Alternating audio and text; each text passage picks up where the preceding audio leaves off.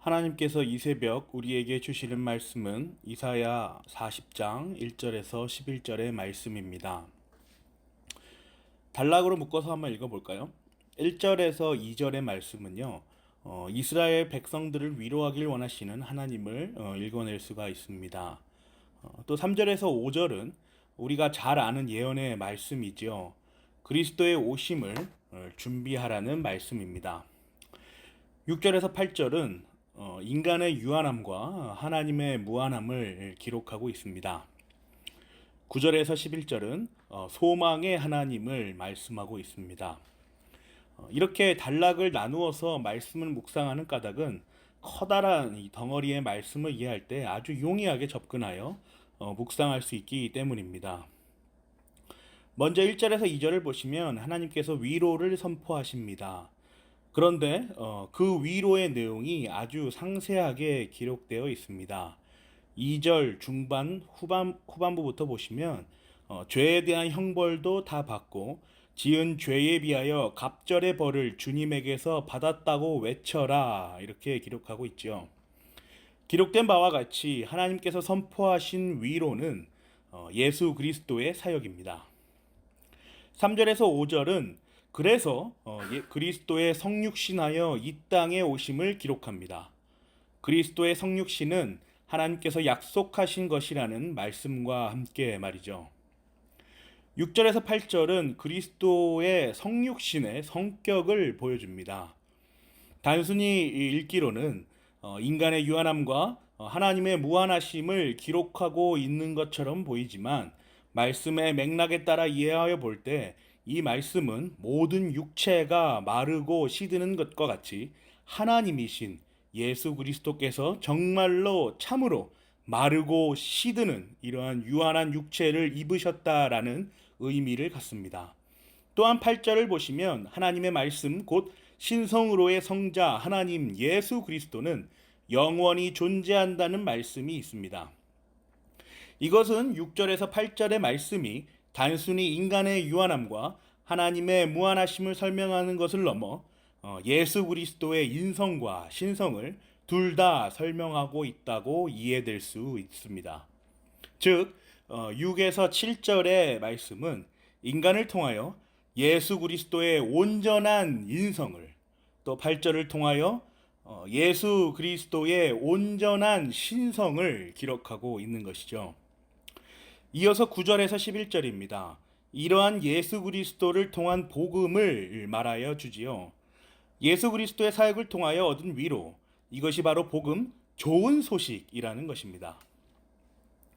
이 복음은 죄된 본성을 가지고 이 땅을 살아가는 우리에게 복역 기간이 끝나는 죄인의 그러한 복역 기간이 끝나는 참되며 유일한 단 하나의 위로입니다. 그가 택하신 백성에게 주실 상급과 보상이 뭡니까, 여러분? 바로 우리가 그토록 기다리는 구원이며 성화에서 영화로의 전환입니다. 전투하는 가운데에서의 승리로의 전환이 바로 이것이죠. 사랑하는 고향제일교회 성도 여러분, 우리는 참으로 그리스도의 사역으로부터 오는 참되며 유일한 단 하나의 위로를 누리고 있습니까? 오늘 말씀의 구성을 한번 묵상하여 보면 참으로 우리로서는 받아들이기 힘든 부분이 있어 보입니다. 바로 39장에서의 흘러가는 맥락 때문인데요. 39장은 회복된 히스기야를 찾은 바빌로니아 사람들과의 있었던 사건을 기록하고 있습니다. 그 가운데 6절과 7절을 보시면 이사야 선지자로부터 히스기야 왕은 무서운 경고를 듣게 됩니다. 바빌로니아부터 이스라엘의 멸망을 듣게 된 것이죠. 그날이 다가오고 있다. 그날이 오면 너의 왕궁 안에 있는 모든 것과 오늘까지 너의 조상이 저장하여 놓은 모든 보물이 남김없이 바빌론으로 옮겨갈 것이다. 너에게서 태어날 아들 가운데 덜어는 포로로 끌려가서 바빌론 왕국의 환관이 될 것이다. 이 무시무시한 저주의 예언을 보십시오, 여러분. 이 저주의 예언 이후에 오늘 말씀은 예수 그리스도의 위로와 소망을 그가 택하신 백성들에게 선포하시는 것을 봅니다. 오늘 본문이죠. 상황이 몹시 아이러니하지 않을 수 없습니다. 우리 이성과 우리의 보편적 생각으로는 이해되질 않습니다. 그런데 오늘 우리의 상황을 마주하며 묵상하다 보면 충분히 공감될 수 있다라는 것을 우리는 알게 됩니다.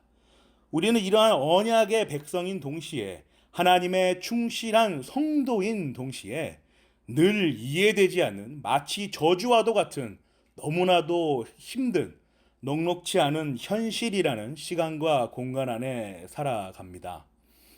도무지 언약의 성취와 같은 성격의 약속들은 어쩌면 아무 쓸모없고 다른 세상의 이야기처럼 여겨질 때도 있으니 말이죠. 이 삶 가운데 연약한 우리는 늘 문제의 해결을 기원하며 언제나 만사의 형통을 소망할 수밖에 없습니다. 그런데 생각해 보십시오, 여러분. 우리가 신앙하는 믿는 우리가 경외하고 두려워하며 우리가 사랑하고 우리가 정말 진실로 믿는 그 하나님은 아무런 인격이 없는 그저 소원을 들어주는 어쩌면 램프의 지니와 같은 존재가 아닙니다. 해결사 하나님이 아닌 것이죠. 그러면 우리가 왜 신앙하는가? 왜 우리가 우리의 문제를 해결해 주지도 못하고 알아주지도 않는 그런 것처럼 보이는 그런 하나님을 우리가 왜 신앙하고 믿고 있는가? 왜 예배하는가? 왜 예배자로 자리를 지키고 있는가라는 물음을 하지 않을 수 없죠. 우리가 소망하며 기대하며 인내하는 하나님은 늘 언제나 자신을 어떠한지, 자기 자신이 어떠한 분인지, 또 자신의 사역이 어떠한지를 우리에게 보여주시며 교훈하시면서 인격적으로 관계를 맺으시는 하나님입니다. 나는 이런 존재다. 나는 이렇게 움직인다. 내가 말씀에 계시하지 않았느냐? 너희 신앙의 선배들이 그것을 보고 지금까지 이 귀한 유산인 신앙을 가지고 지키고 수호하고 있지 않느냐? 너희도 마찬가지다라는 말씀을 하고 계시는 것이죠. 이런 하나님은 늘 인격적으로 우리와 대화하며 교제하십니다. 이러한 하나님의 이해 가운데에 오늘은 우리에게 어떠한 삶의 교훈과 말씀의 교훈을 주시는지를 묵상하며 또 오늘도 역시 변하지 않게 주어진 귀한 하루를 주께서 주시는 단 하나의 위로로 견디며 살아내시기를 간절히 소망합니다. 그 가운데 하나님의 위로와 은혜가 우리 삶에 충만할 것이며 우리는 그 위로로 우리의 삶을 누리게 될 것입니다.